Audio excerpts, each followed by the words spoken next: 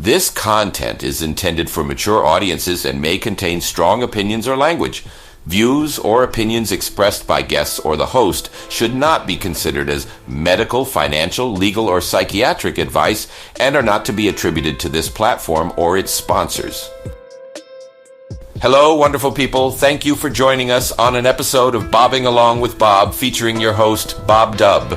We are so glad you decided to join us for one of our discussions with many of our interesting and informative guests who are going to share their knowledge, insight, opinion, and most importantly, their life experiences with all of you. If you enjoy this content, please like and share as well as subscribe. Feel free to use the comment section to share your life experiences on today's topic. You can also find the host on minds.com/BobDubb. And now, here is your host, Bob Dubb.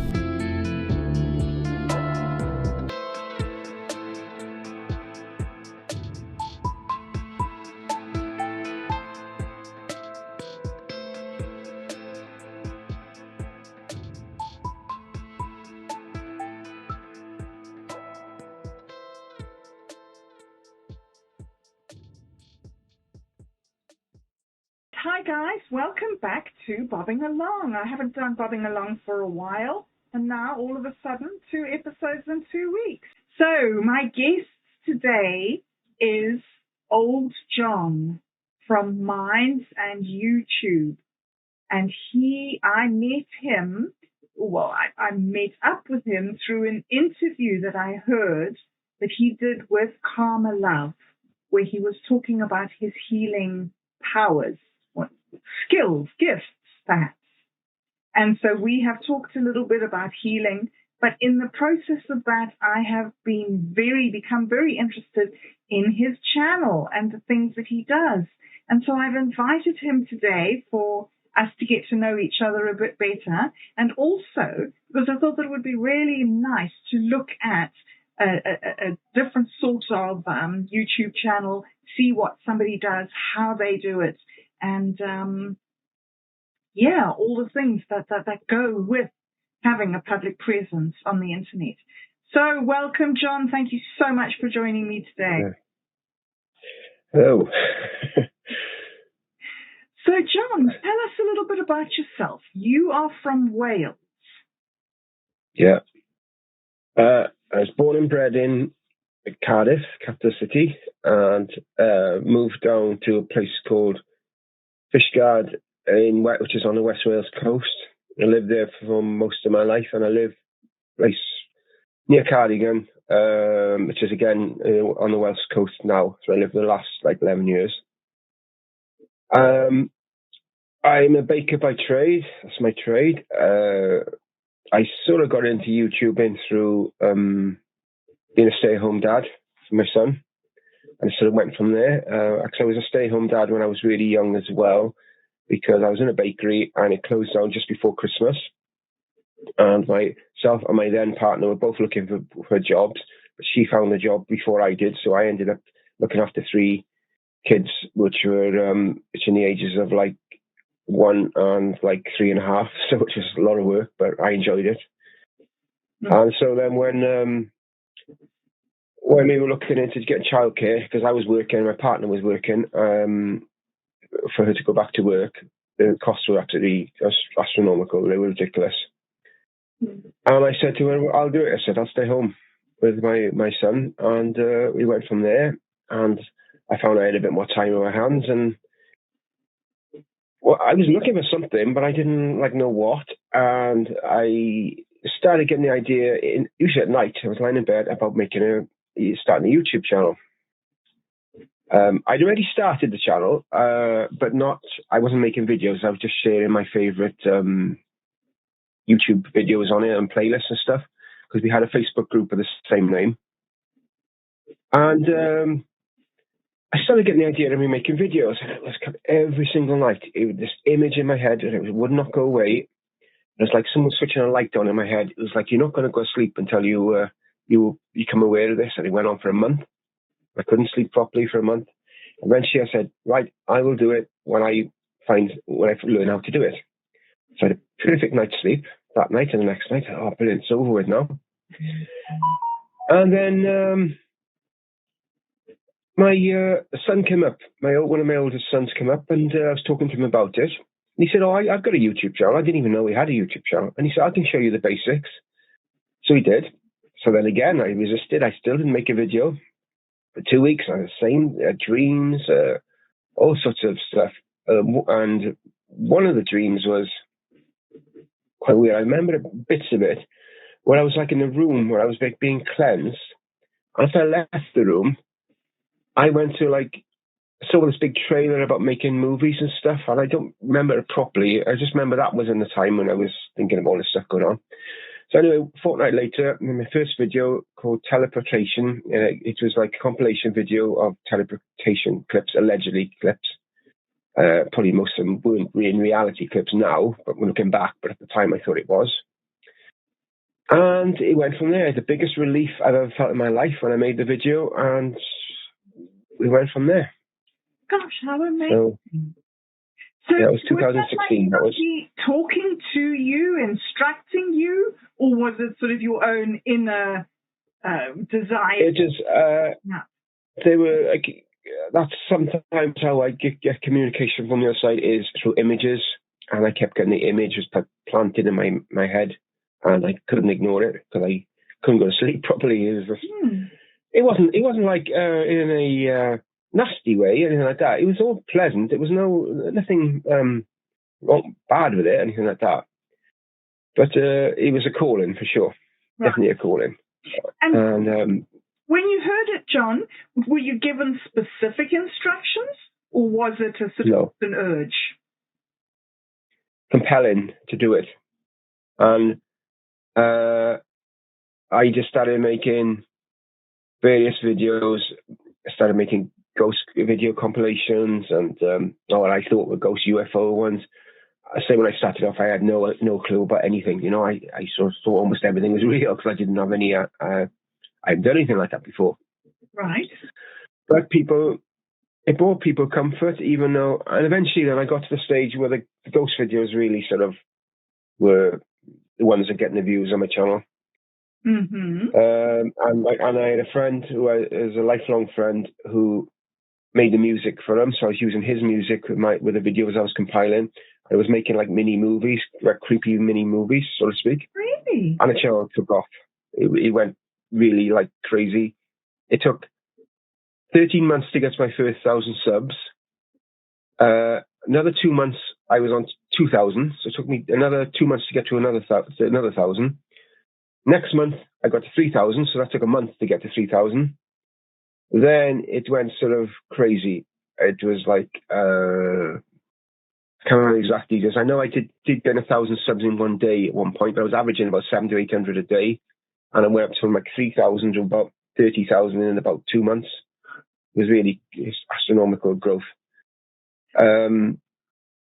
But it somehow along all that, I sort of lost my way. That's the only way I can describe it. I sort of lost something in myself. I don't know, I can't explain it for what it is now, but I did lose a part of myself, I felt. I felt like I was losing my direction when I was doing it, even though the channel took off. And it just something, I lost part of me on the way, if you know what I mean. Mm-hmm. Does that make sense? And we suffered with illness after illness during that spell. It was like a rotation. Nothing serious. It was with me ill, and I made my partner, and I made my son. It was like a constant cycle of sickness as well under that spell. And that's went on for a few years, and then YouTube then started demonetize me and remonetize me, and it's affected my mental health big time because it was my earning. That was my job. It became my job, you know. Yes. Yes. And it really was bad, and I eventually took a break from it for a few months, 6 months first of all. Then I sort of came back and I did it a little bit different. I was doing narrated stories and accounts that people give me. I started doing that, but again, it wasn't quite right for me. Something wasn't quite right. And it was like, let's see. Then I saw a video by actually later I've actually interviewed one of my interviews, and it was one of the most compelling pieces of evidence of life after death that I've ever seen in my life. It was amazing. Mm-hmm. And I really wanted to share this, but I obviously asked her, and of course she said no because she was still grieving, and she's still grieving to this day, of course, you know. And I totally understand. I shouldn't really have asked her, but it sort of thought to myself, oh my God, I've been working to get here, to get this perfect evidence, and I can't share it, and it just really like disillusioned me again, and I stopped for 18 months. I didn't think I was going to go back making videos again there. I was making videos on my gaming channel. I've been doing that quite solid all the way along. I had one little break of about 3 months because I was doing other stuff. When I went back to Wonderful World of Weirdness to the later stories, I had a bit of a break from my game channel then because I couldn't do both, you know, at the time. Yes. And then I sort of stopped, and then Roger asked if he wanted to interview me, and he did, and something sort of clicked. After that, I had the idea to do interviews. So it's Roger's fault. And it sort of went from, I started doing my first interview with Karma, the very first one I did. And I know that my subscribers don't like what I'm doing, the bulk of them, because they're there for my creepy videos. But I was told them I'm not doing them no more. And I feel guided to do these interviews. I've been totally guided to do them. And the podcasts that I do. And even the Old Men's Talking, even that is, I've been guided to do it. Mm-hmm. And even though it's like, you know, you're seeing your subs going down every day. Every time you release a video, your subs are going down because they don't like it. But I'm also gaining new subs, people who do like what I do. So at the moment, you know, it's going down, but the gradient of the subs are going down is getting less than it was. You know what I mean? Yes. So that's encouraging because it's like, it's going to be a few months before it plateaus out, but it's starting to level out, and I'm thinking, oh, this is a good sign. This is starting to go. Even though I might lose a couple more thousand subs, it doesn't matter. I just want to get to that point where it plateaus out and it starts to climb again, and that's what I'm looking forward to doing. It's going to be a while, but obviously interviewing different people. When I get guided to go, they tell their friends. They maybe sub to me. They tell their friends. Somebody else might sub to me because I like what I'm doing, and it sort of builds from there. That's what I'm hoping, you know. Yes. And so there we go. So it sounds like it's been quite an emotional roller coaster for you. Yes, it was. Yeah. Yeah. Very, very much. It really affected my mental health big time. Let's say when they were monetizing me, because I was making like quite a bit of money from it when it started off. It was like really crazy. It went from earning nothing to like, yeah, you know, a few £100 a day, and it was like, this is absolutely crazy. Because obviously it mucks you up a bit here, because you think, what the hell, you know, it was just, I was earning money. It was something that inspired me from one of your videos, something about, I think it was one of your videos, something about wealth, earning money, but not earning any wealth, or something like that. Yes, yes. I was earning money, but I wasn't earning any wealth, if that makes sense for me. And the money I spent it nearly all because I'm a games console, stuff like that, because it was just like, I can't describe it. It was almost like, it was my way of like escapism from it. It was like spending money. I was buying consoles. I've got 30-odd consoles in the house, games consoles, stuff like that, thousands of games, stuff like that. Mm-hmm. And I never play them.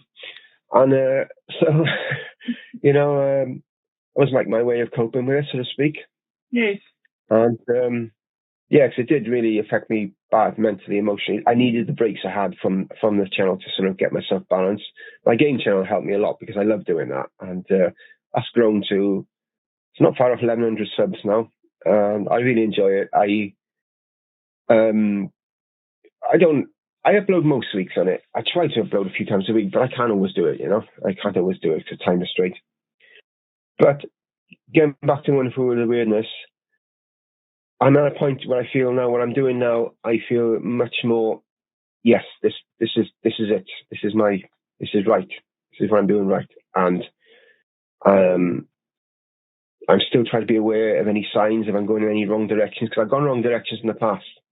Mm-hmm. But even when I went the wrong directions by making these creepy videos and stuff, it still brought, I had somebody messaged me one day and said, "I got an autistic son. He loves your videos. He doesn't watch no other TV except your videos. And he lives for your videos. I was releasing them every day back then." And it was like really touched me, stuff like that, you know? Gosh. Another chap, when I was demonetized, he sent me money over on PayPal or something. I can't remember what it was now.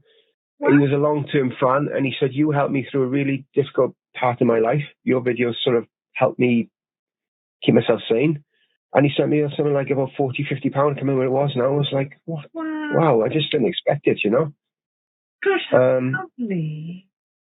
Yeah, it was nice. And I feel sort of felt bad now because I'm not sort of doing them videos anymore, but I can't do them because, again, when I was started healing again, outlook on stuff totally changed. I can't even watch a creepy video now. I'm not allowed to make one. I'm totally, I can't, because to make the creepy videos, I would be watching videos like for up to 6 to 8 hours a day, watching creepy, trying to find the ones that suited where I was going in a video. And some of the stuff, for some, it would be quite disturbing, you know. I think, ooh, I don't like this.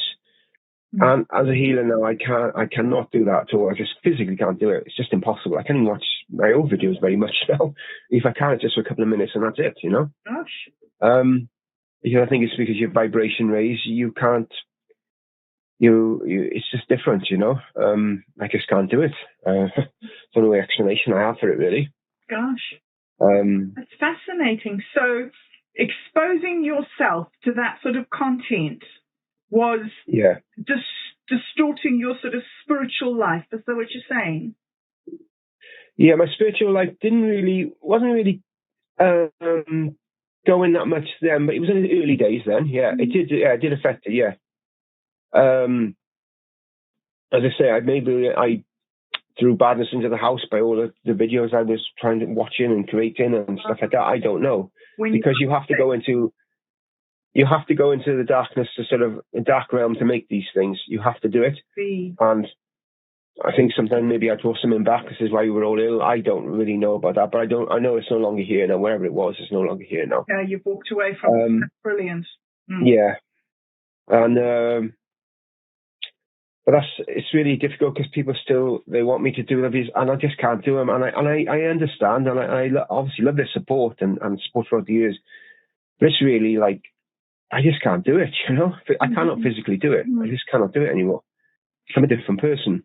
So you were making for the moment, and you've changed to doing podcasts, am I right? Podcasts and interviews with people like yourself and Roger and stuff like that. And the Old Men's Talking Show, I put them on. I don't put it on the same time as Roger. I put it on a few days after. Right. And I feel like probably going to be doing other stuff, but I just don't know what yet. Mm-hmm. I knew before I did the Old Men's Talking that there was something else coming along, and I didn't know what it was. And then we did Old Men's Talking, and I thought, oh, there we are, that's it. Right. But because I sometimes know stuff's going to happen in the future before it does, but I don't always know what it is. I see like snippets of it, you know. Okay, interesting. Yeah, it's sometimes I actually see full on what it is, but most of the time it's just little snippets, and then usually through talking and interviewing, I usually get the other bits of the clue. Then it's like, oh, that's it. That's what it is. You know, it just comes like that. You know, you don't always know. Like a jigsaw puzzle, you get a piece of it. Oh, something new's coming along now, and you don't know what it is, and then you've got another piece from here, another piece from there, and you think, oh, there it is. That's what it's got to do. And I love it. It's just, I wouldn't have it any other way. Yes. It's better. It's it opens you up gradually to something new instead of saying, boom, here we are, you've got to do this. Oh, okay. And it's just like, it's more subtle, you know. It works the same with me when I get messages from the other side. It's like, sometimes I'll get them for like 2 days before I actually realize I've had them, because my mind is like in another place. And even then it's like, oh, wow. You know, like a friend of mine passed away, and it was a shock when I found out. But I realized soon as I heard he passed away, he was trying to tell me something, but it took me 2 days before I was opening myself up to what he was trying to tell me. He basically told me that it happened suddenly. And he was like, first, like a mini second or a couple of seconds, he's like, what the hell? What's happened? He didn't know where he was. And then he said he's like on a, I don't know if they have them where you live, but in the UK, if you have a disabled disabled like path to go into a shop or something like that, they usually like have like a curved path, don't they? The curve, and then they come in and go into the. That's what it's like in the UK. I'm not sure if it's the same with you. Yes. Like a ramp, you know. Yes. Yes. He said I'm on like something like that. I'm on like a healing path because he was ill, and then he said that's the last I contacted him was then when he went on this healing path. I think I saw him once when I was at my local town for a brief second, but I'm not sure. I'm sure I did see him, but again, I didn't communicate. Just saw him for a few seconds. Mm-hmm. So that's what I said about my mediumship. It's sort of developing. It's not like proper, but it's like bits and pieces, you know. Now and again, it's like a jigsaw, and bits and pieces of things happening like that now. That is so interesting. It must be a very uplifting experience to grow like that and to have. I don't know. It sounds when you talk, it sort of like makes me feel like excited almost. Yeah. Oh, good. Thank you. I don't know. It does excite me. Yeah. I look forward to every day, and I just don't know what's going to bring. But yeah, I wouldn't have it any other way. I wish I was younger physically, so I didn't have the aches and pains you get when you're older. But mentally, I would never be any in a place where I am now. Definitely not. No way. Yeah. Now, John, because what attribute you success to? Because you say that you have 2 channels. You've built 2 YouTube channels up to 11,000 followers. Like, how do you do that? What was your strategy? Actually, I've got 4 channels over 1,000 subs. Wow. The main one is 140,000 at the time of recording this. I got another paranormal channel which is 6,000 subs, which I haven't updated for over 2 years.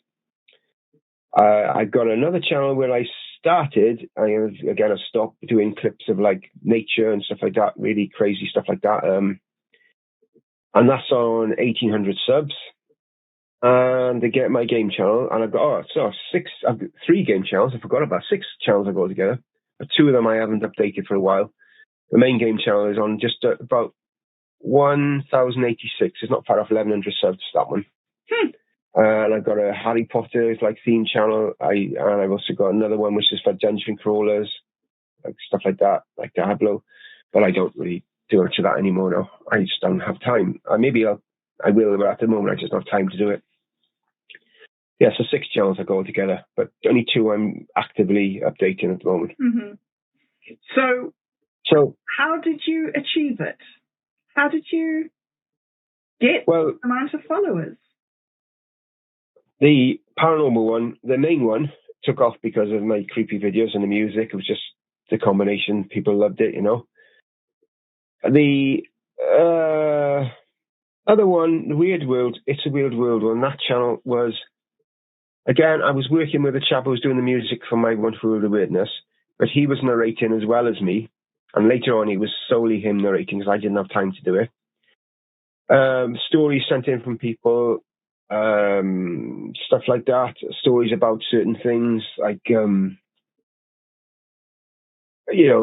things like a crying boy paintings. We did a video about that, stuff like that. And again, I think that channel went the wrong way with him. When I pulled out of it because I couldn't update it anymore, he went too much into the creepy effects, and people just didn't like it. You know, he had too much creepy. It was jump scares, and he just went to more extremes than what I ever did on my main channel.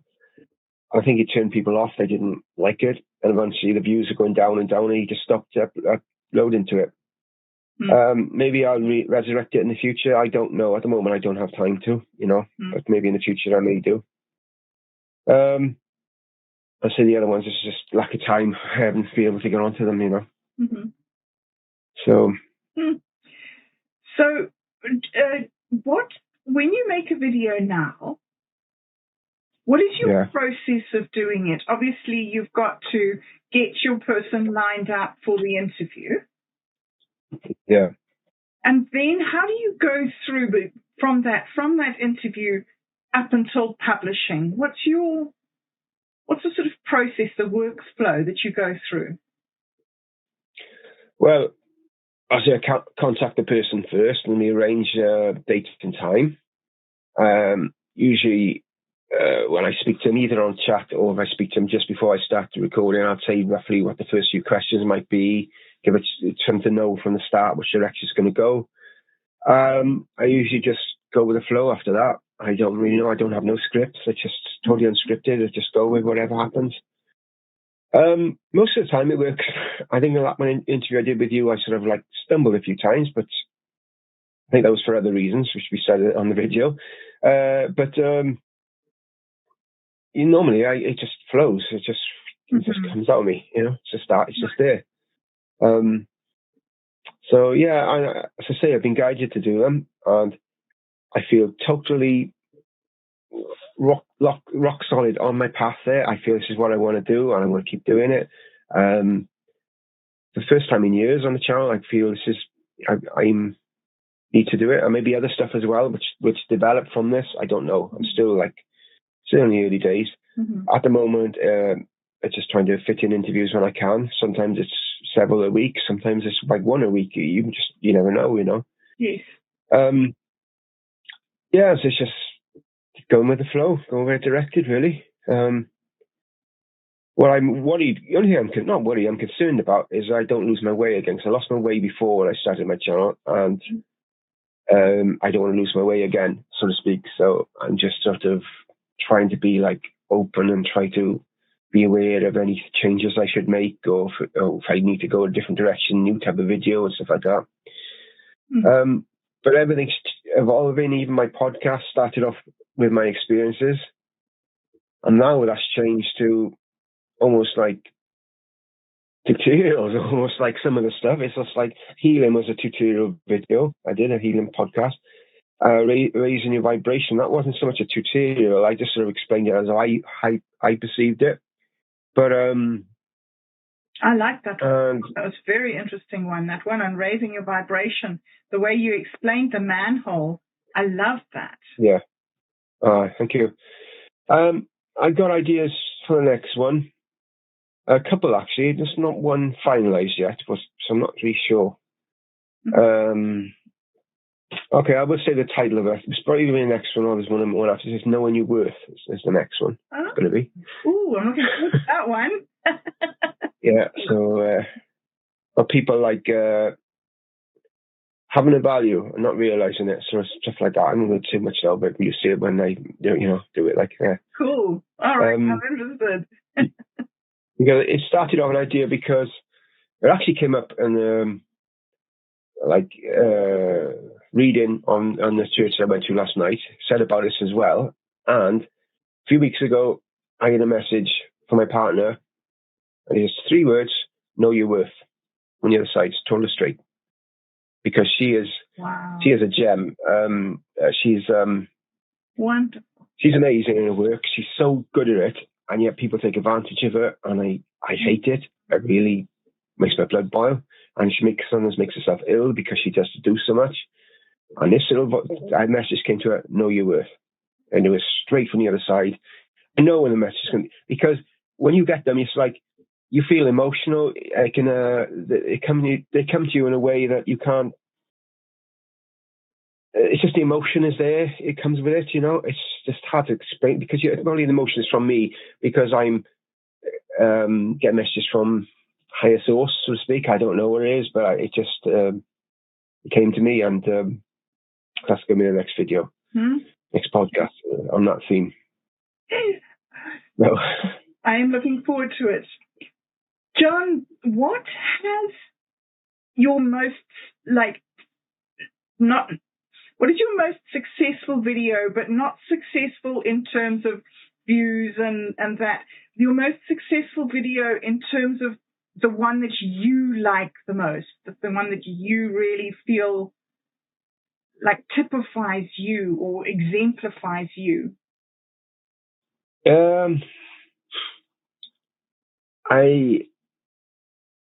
like the interview Karma did with me. I think she got me sort of. Roger's interview with me was good as well. I like both of them. When I made myself, it's probably the podcast. I did like the Raising Vibration one. I thought that was me going to another level, so to speak, talking about stuff like that. I did like that a lot. And even though I had an amazing amount of views in it, I've had a lot of likes in it, which means a lot that people actually like it. It means it's reaching people more, you know? Yes. So I probably would say that for my paranormal channel. For my second paranormal channel, I did a video about a near-death experience from a chap in Canada who is spiritually, say I'm like here, he's up here, he's totally different world to me. He's an amazing guy. And I did a near-death experience video for him. And it took me a month to make. It was so much work went into it. It took me a month to actually finish it. And I thought, wow, I really liked that. That was really good, you know, but I couldn't. This is why I stopped doing stuff on that channel. It took so long to do. Right. Because you narrate the video, the story, and you add video clips all the way through it. And it's just like, because when he had his near-death experience, a tiger came to visit him. And the tiger was like his spiritual like guardian or whatever. And it went from there. And it was like, I tried to get him to interview him on my thing, but he hasn't. He's seen my I've asked him, but he's seen it, but he hasn't replied to me. So I'm going to nag him again and keep on at him till he does it, because he's an amazing guy. He's an author as well, and he's. I don't want to be like now, because I've evolved since last time I spoke to him. But he used to be like, when he talked, I'd be like trying to peer over, trying to grasp what he said, because it was just like too above what I could comprehend. Because it's like. I do know that there's different levels of sort of spirituality, maybe to do with old souls, young souls. I'm not sure if it's to do with that, but like you say it from. Sometimes you have to like downsize when you talk to people in a sense, because you can't say it as you view it, because they won't be able to perceive it. And he was talking to me, and I couldn't totally grasp most of what he was saying. I just couldn't comprehend it because it was too much above me. Even though I knew it was right, I just couldn't like. So I want to get him on video. I'm going to be nagging him again till he does it. How wonderful! Because you can watch it. He is an amazing guy. Wow! Yes. Yes. Yeah. From the success that you've had and the way that you've built your channels like this, and you've like followed your own integrity, and you've got this solid place where you are comfortable with who you are and where you're going. What would you pass on to somebody else who was trying to build up a YouTube channel? What would be your sort of like, can I say, fatherly advice?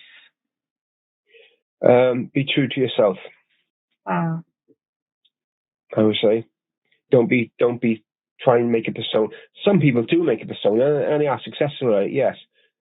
But if you want to make a persona, yes, that's fine.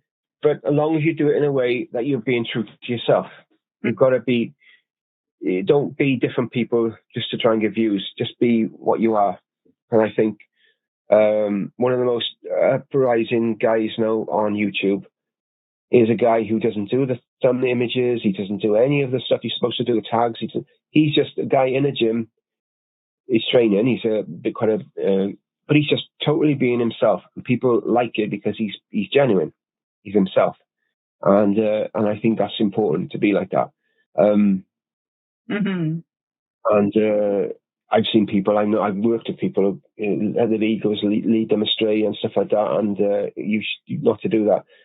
And another thing with a YouTuber starting off, it's like you're making videos. It's going to be wild for people to actually see them. You could try sharing them on social media. You could be in a position you could do that. Can help, yes. But it's like fishing. Every video is like you're casting a line into the sea, hoping people are going to watch this one, and most they won't. And eventually you'll get that fish, and you get 1,000 views, and I done it. It's just like that. That's exactly what YouTubing is like. You just keep on casting your line, and either you'll get a fish or you don't get a fish, so to speak. And it's just, that's how I see it, you know. So. Wow, this is so interesting. So when you have, as you've built your channel and you've got followers, Yeah. have you spent a lot of time interacting with your followers and building a community? And do you think that you support them, or do you find that they support you? How does it work? I think it's a bit of a 50-50. I've always interacted with my followers, yeah. I've always done that. Replied to the comments and stuff.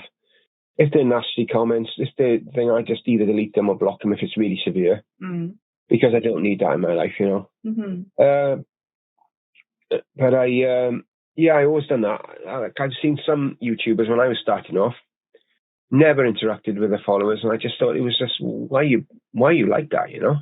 These people are the people that put you here, and yet you don't bother with them. You don't even like their comments, you know? I think it's important that you should interact with people's comments. I know, like Roger does it, you know, and stuff like that as well. I think it's very important to do that. Do you make friends? Have you made friends with followers? Yeah. Yeah. Well, Roger was originally a follower of mine. Oh, really? That's how we started off on his Facebook, I think, first of all, with him on YouTube, and then into the machine that he's got now, the schedule machine that he has now. Yes. I think he said it was even my idea about him doing live streams on mine, and I can't remember if it was. I'm sure he said it was, yeah, there we are. And there was a few other ones who were my subscribers who ended up being moderators in my Facebook group and moderators on my channel originally. I've got none now, but I did used to. I got rid of them all because I wasn't active, and it was security reasons as well. Back then, that's why I stopped. There was no other reason. You know, nobody did anything wrong. And yeah, so it's gone from there. Yeah, there's a few I have. Yeah, a few I haven't seen for years. I hope they're still all right. I know they don't comment anymore because they don't like my videos. I'm not sure, but you know, the few I missed, I don't see no more. You know. Yeah. But there we go. You don't know their own personal. You don't know what's going on with them. Do you know? You know what I mean? You don't know. Yeah. And personally, off screen, you don't know what their lives are about. So. Yes. John, what's your gaming channel like? Do you live stream? What content do you put out? I put out a lot of the most popular stuff on it is arcade stuff, emulated stuff. You should play on the PC. That's the most popular by far. I've got one video on it now, which is getting about I think about 3,000 views a month, and I uploaded it like about 4 months ago. And it's getting way more views than any other video. That's just one video. And that's an arcade one. And yeah, they're my favourite, but they're hard to do. There's a lot of setting up and tweaking to get it just right. So I don't do them too often. I do reviews as well because my channel is like society deems it as quite large and 1,000 subs. I get keys for games off keymailer.com. Some indie games and stuff like that. I review them. Yeah.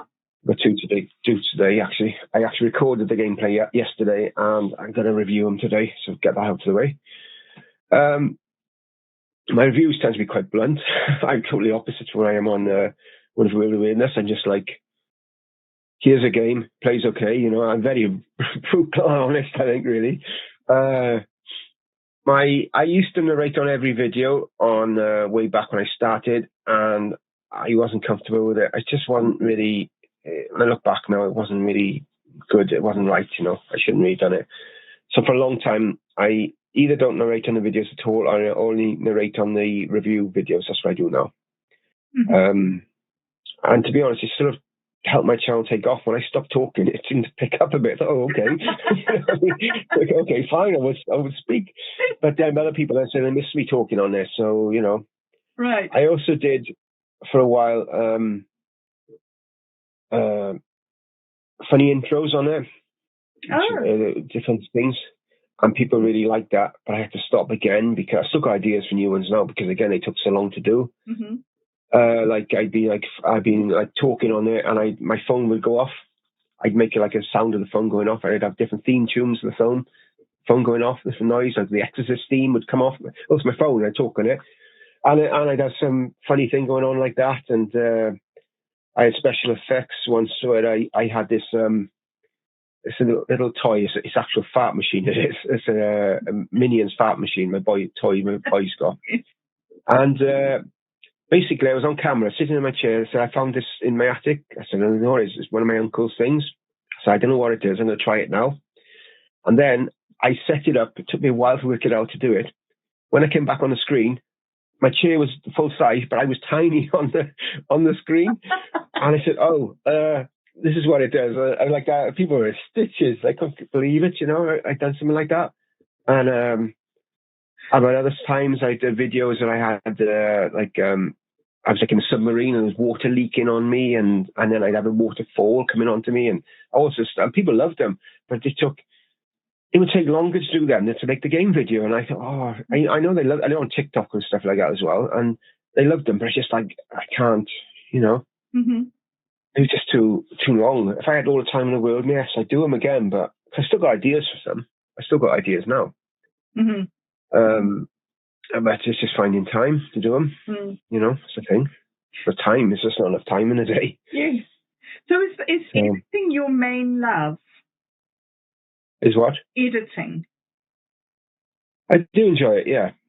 Creating videos is the thing.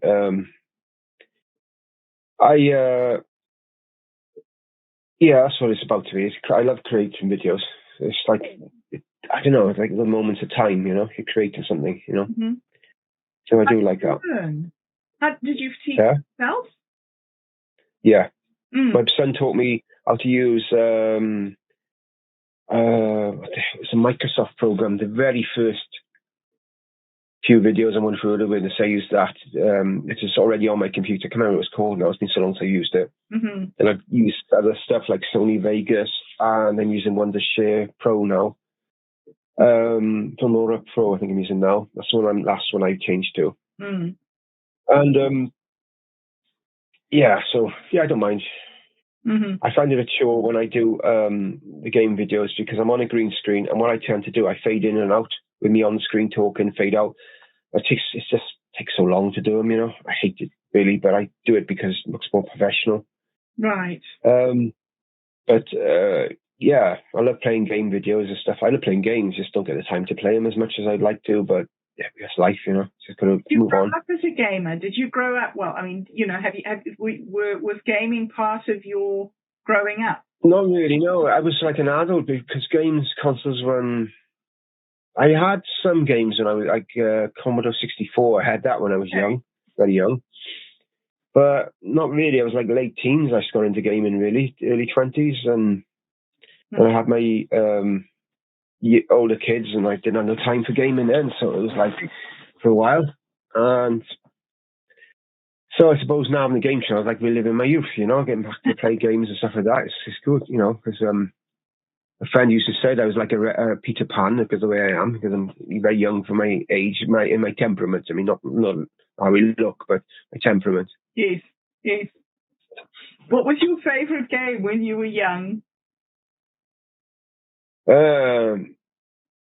Did you have one? I think Crash Bandicoot. I think I love them. Completed them, the first ones. Yes, he was the dude. Yes, I love them. What did you used to play? I love platform games. Yeah. Were you console or PC? Console back then, yeah. The PlayStation 1. Oh, yeah. Yeah. PlayStation 1. So you were in at the time? Hey. What do you play? I got PlayStation 2. Sorry? What do you play on now? PC mostly now. I've got a PS5 and Xbox Series X as well, but I don't pay PS5 Call of Duty on there. Oh, right. But the games, like the review games, are nearly always on PC. So, they're on PC there. Mm-hmm. So playing PC for them. Mm-hmm. Mm-hmm. So, So what have you played of the great games? Bioshock. Highly recommend that one. I completed that. Not many games I've completed, but I completed that. I completed like car racing games, Burnout Paradise. Completed that. Love them games. I had a lot of fun with them, playing that. Some of the Call of Duty games I played a lot of in the past. Diablo games like that, Diablo 3. Right. Yeah. 4, something like that. Mm-hmm. Baldur's Gate, the Dark Alliance, played that a lot. Didn't complete it, got to be too hard. I've completed it actually. I want to get back to try and play it. I played World of Warcraft for a little bit, but I couldn't get used to the controls. The keyboard and mouse, I could use a controller on it. Mm-hmm. My dog is scratching on the wall. No. I think we can pick it up on the mic. Yeah, I can't shout because it's too loud. He's terrible. He's a King Charles Spaniel. He eats our table. He eats our chairs. He scratches the wall. He's terrible. He's got all the toys in the world. He's got more toys than probably I had when I was a kid. And yet, that's how he passed. He's looking at me now. And,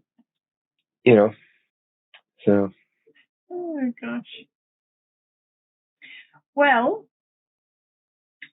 the whole gaming market, the whole gaming world seems to be moving off computers and onto cell phone games.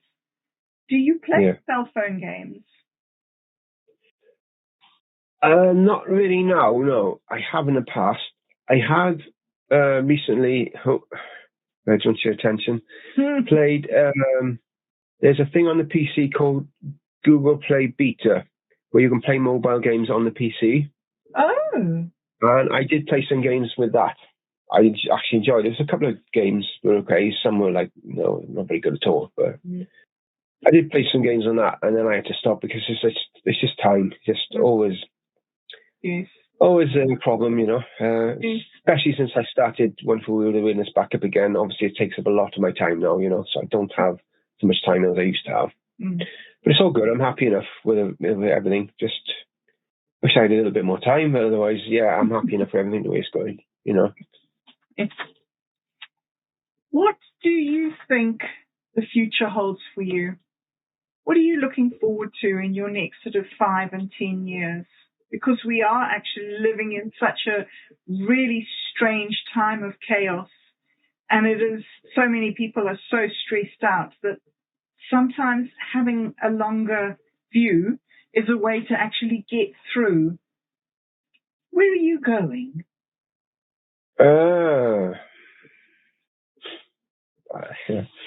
Someone asked me last week of this, the same thing. And it came out of my head without even thinking. I said, I'm here to save the world. And he just looked at me and I said, when did I say that? I don't know. I really don't know. I just go,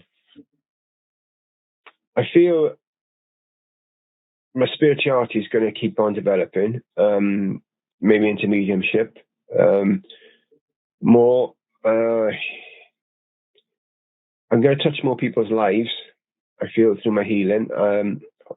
I do think that my channel is going to sort of take off again at a certain point. It's in a growth period at the moment, but at a certain point it's going to just start to repair the damage that I've done to it, so to speak. Mm-hmm. I do think that. When I started the channel, I sort of had a vision in my mind about getting to 1,000 subs, getting to 100,000 subs, manifesting them, which it has happened.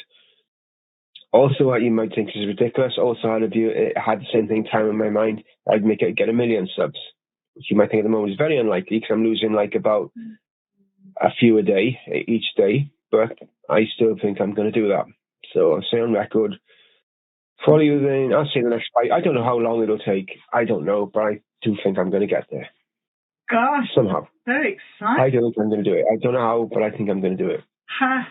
Do you have a strategy and a business plan, or is it something that you play by ear? Play by ear. You're obviously very, very good at what you do, John. How did you get good? Is it a natural? Just evolving, learning as I go along. maybe sometimes picking up bits from watching other people. I think, oh, I like the way he's doing that. I like that idea,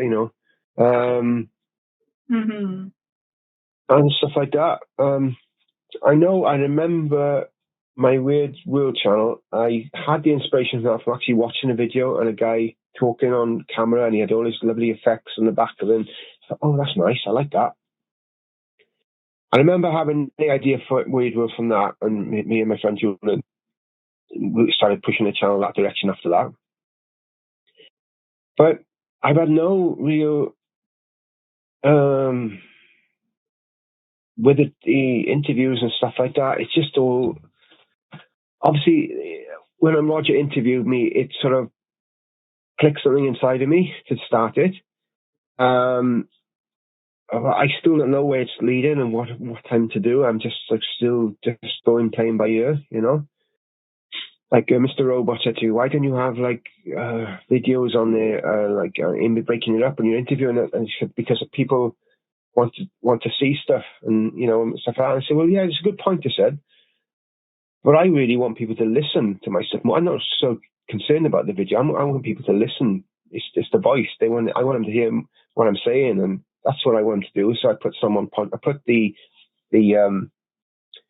solo podcasts are on Spotify. But I haven't put the other podcasts on there. I'm planning to try and do that at some point. I haven't done that yet, but I do hope to do that. Because that's what I want. I want people just walking down the road, listen to it. It's more, right? Because my mum said, you've got a perfect face for radio. It's more, I was just winding people up to say that. So. It's more about my voice, that I want people to hear. Because I'm not, I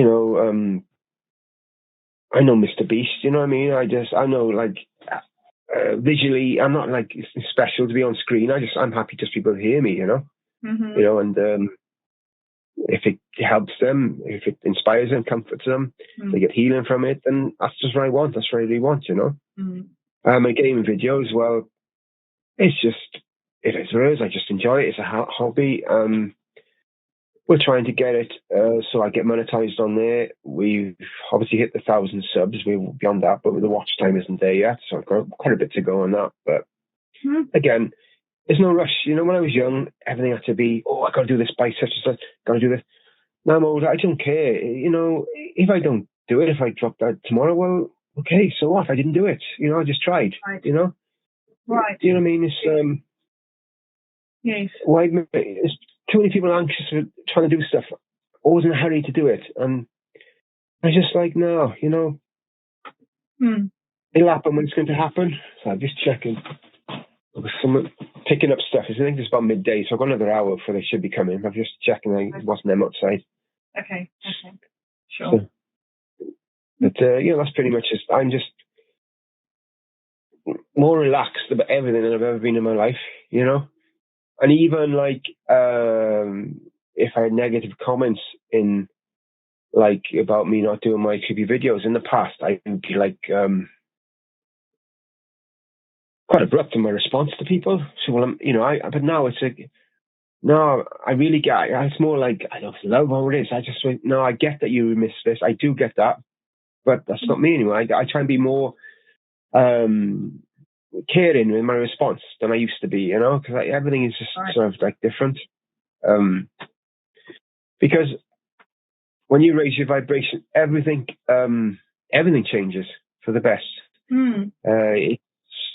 It's sort of little things. Sometimes they're little things. Sometimes it's bigger things. But mostly a lot of little things, And I'm gradually seeing that I've changed over the months to a better person than I was a few months ago, for sure. So, let's see where it leads to. We don't know. We just go with the flow, as I say. Just see what happens.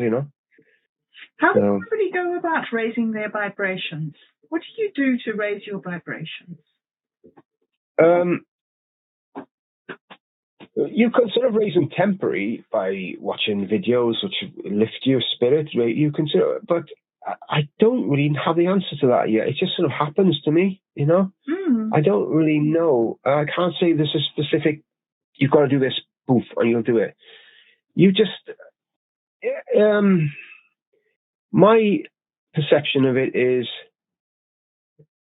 it's already there with a person. Mm-hmm. It's like, if you find yourself having sort of two different ways of outlook, one is more positive, one is more negative, then the positive one is the one to go for. That's the one that's going to raise your vibration.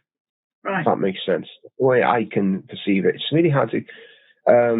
sometimes it happens like I said to you last week on our last interview, and it just happened. It just felt a shift there and then. Felt it. Yes. But it's really hard to say.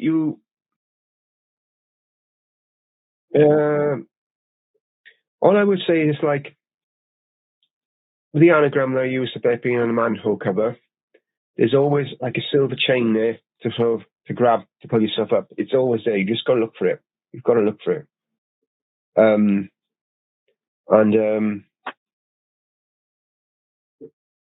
Because I had that. How can I say? There's a friend of mine who committed suicide. I grew up with him. I was very upset about it.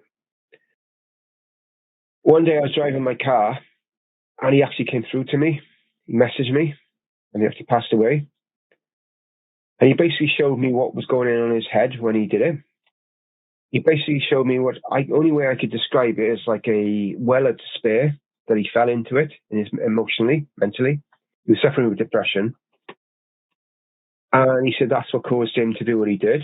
But I was also shown at the same time, the whole time he was there was like a silver chain, which he could have grabbed all and got himself out of it. But he wasn't aware of it. It was there, but it was there. And it's the same with us trying to come out of the well of our minds to the broadening of raising the vibration. It's there. It's in our heads. It's there already. We just need to find it through maybe meditation. Maybe that will do. I don't sure. So with me, really, it's just how it happens now these days. But in the past, it's just different outlooks and stuff. It's one from there. It's really, I don't really know. I haven't got the answers to that. How to say to a person, right, that's what you're going to do. So to be honest, I think it's different for every person anyway. You know, it's not really, I think there's a set pattern. But that's, best I can explain it, really. It's really hard to explain. That's why I couldn't say in the video how to do it, because I don't know the answer, proper answer. Because everyone's minds are different, everyone's. Yes. But if you feel something is drawing you to a sort of higher perception, a different outlook, then you need to grab on that and go for it. That's the only way I would describe it. That's what So it sounds to me like one of your big successes is that you're very in tune with the spiritual world. How do you pretty much, tune? Is that were you just born like that, or do you work at it? No. I went into a religious group in 1984, mainly because there was a girl that I was trying to date who was in this church, and I went along, being honest, went along there to try to see what happened, be around her, what have you. And something happened. I believe it now, as like a spiritual awakening. I felt like an immense sense of joy inside me. I was watching these people on stage, and they were talking, and something was welling up, and that was when I became spiritually reborn, as I put it. Because before then, I think I've said to you before, I was petrified of dying. Right. I had no spirituality at all back before then, and everything went from that moment. I've always been in tune with spiritual world. Sometimes a lot in a big way, sometimes in a small way. But it's always been there. Mm-hmm. Now in recent months, probably in a big way. With healing, again, that's opened up a lot. Right. It's like when you start off, it was like it'd be like a thin thread to the spiritual realm, and now it's it became like a rope, and then it became it's almost like a big tunnel now. It's like a big it's like I don't know how to put into words. There's a much greater connection now with the spiritual realm than it was when I originally was reborn, then, so to speak. And it's growing, it's getting greater all the time. Mm-hmm. That's the way I can describe it, really. It's just, gosh, that's why it allows me to be like I am. It's because of that, because my communication with the other side. Mm-hmm. It's to do with that. It's much greater than it was even a few months ago. It's like, some way I can describe it. It's just almost like when you start off, like the doors open a tiny bit and you just get like a little bit of light coming through and you're picking up bits and pieces. And like now the door was open quite a bit and a lot's coming through to me now. I'm getting more information, more. It's much greater than it was before. Mm-hmm. Mainly because I think my vibration is raised. Because if you were in heaven now, or if you believe in heaven, whatever your beliefs are, your spiritual vibration would be maxed out almost. You'd be right up there. Mm-hmm. We're on Earth, we're much lower. And as time's gone on, my vibration's like gone higher. So as it's gone higher, my connection to the spirit realm is greater then, if that makes sense. That's how I perceive it. Mm-hmm. Obviously, if the doors open fully, I'd be in heaven. I wouldn't be here. You know what I mean? So I'm not. But that's that's pretty much how it is. It's the more your vibration, the better your connection.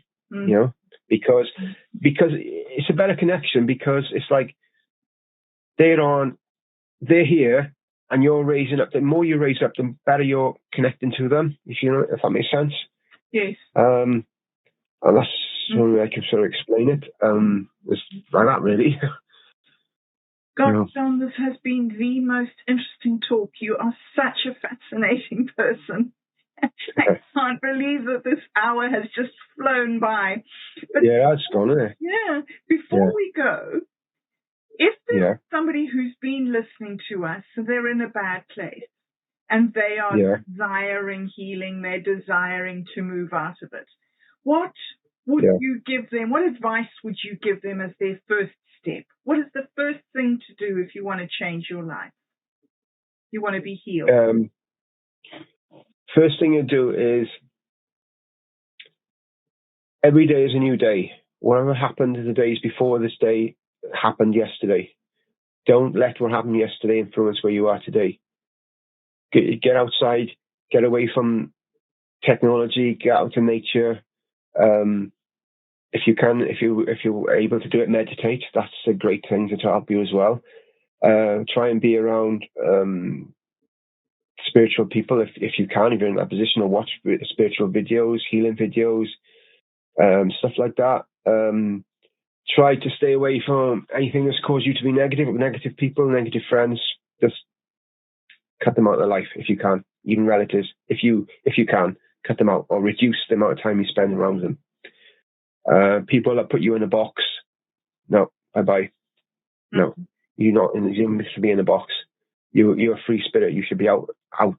You're like a bird. You're not to be into a box by anyone. You're not to be like, you're this person. You've got to be this person. No, that's ridiculous. Just one of my favourite songs is Free Bird, and if you know it, by Lynyrd Skynyrd. And that's my funeral song. So that's gosh. Yeah, that's why I always take it out. I take it to like spiritual. I don't know what they were thinking when they recorded it, but I take it as a spiritual song. If I leave here tomorrow, will you still remember me? Something like that, you know. John, I need to tell you something. I was going to just say goodbye. I know we have to leave, but I need to tell you the story all of a sudden. On the third day after Carly died, I was talking to my mom. I phoned my mom on the third day, and I'd been crying a lot. And she talked to me and she calmed me down and she focused me again. And then I was sort of back, I was back and I knew I was going to go forward. And as that happened, this duck flew out of the sky, and landed right on the grass, right next to me. And it turned around and it sat down on its little tail feathers and it lifted its head up and it looked straight in my eye. Straight. It made eye contact with me. And then as I made eye contact with it, we sort of held that eye contact, and then it jumped up and it flew over my head. And I was amazed, and I turned around to look at it, and it was gone. And I mean, now you've just said that I just had to tell you that. That's just like it just made my heart go gronk when you said that. So just thank you for your time. Thank you for sharing this with all the viewers and everything, and with me. It's been an absolute honor and a privilege to talk to you. Thank you very, very much. Yeah, I always like talking to you anyway. It's always different. Every time we talk, it's sort of like different, even like there's one old men talking, it's always different, isn't it? Yes, yes. So, yeah, I enjoyed it as well. Okay, good. All right, I should actually do that before we leave. Where can people find you? Well, my main channel is called The Wonderful World of Weirdness. My dog again. It's got 140-odd thousand subs, so in case there's more, somebody else with that same channel name, that's me, and you'll see me actually on the screen anyway, on the podcast. Gaming channel is OldJohn1's Gaming World. I won't mention the other channels because they aren't really updating them at the moment, but they're all linked from my channels. They're all like, on the links on the banner, they usually got links to the other channels anyway from there. So, and talking? Yeah. And Old Men Talking, which is my favorite. Oh yeah, that's actual. That's in Wonderful World of Weirdness. Yeah, that's Roger is that on 11 a.m. Greenwich Mean Time. I'm not sure what. I think it's midnight. Is it midnight your time? Yes, midnight our time. Midnight. Yeah, I think it's 5 a.m. Roger's time. I'm not sure what time it is. American. I can't remember which time zone he's on. Right. Yeah. That's live with Roger, but I re-upload it on my channel. I'm trying to do it every Sunday. I'm trying to aim for every Sunday, put it on there. I'm trying to do it sooner, but just I've always got other stuff to put on before, so I haven't done it up to now. So that's a show on my channel. It's not actually another channel. That's just a show. It's on my channel. I got enlightened interviews on my Wonderful Wilderness channel, but people like yourself are on there. And I do a solo podcast as well. And I'm soon to start live streaming soon. I don't know when I'm going to fit it in, but I'm actually going to start. I thought with like questions and answers, stuff like that. I don't expect it to be very busy at the start. I might be the only one on there. I might be talking to myself, but it doesn't matter. I feel drawn. That's one of the things I'm drawn to do in the future is that. So I think probably the way it's going, I think it may be starting this week, next week at the latest, I would think. Awesome. Well, I'm formulating some questions for you, so I'm looking forward to that. John, thank you very, very much indeed. That was an absolutely wonderful talk. Have a wonderful... Thank you very much. Bye. And you. Speak soon. Bye. Thank you for listening to Bobbing Along with Bob Dub. If you enjoy content like this, be sure to like, share, and subscribe. Or better yet, come and join us on minds.com/BobDub. If you are not already a member on Minds, get a free account on this open source social media platform. We look forward to seeing you next week for another episode of Bobbing Along with Bob. And if you can't wait a week, you can find older shows here on this channel. Goodbye, everyone. Bobbing, bobbing, bobbing along, bobbing along, bobbing, bobbing along, bobbing along.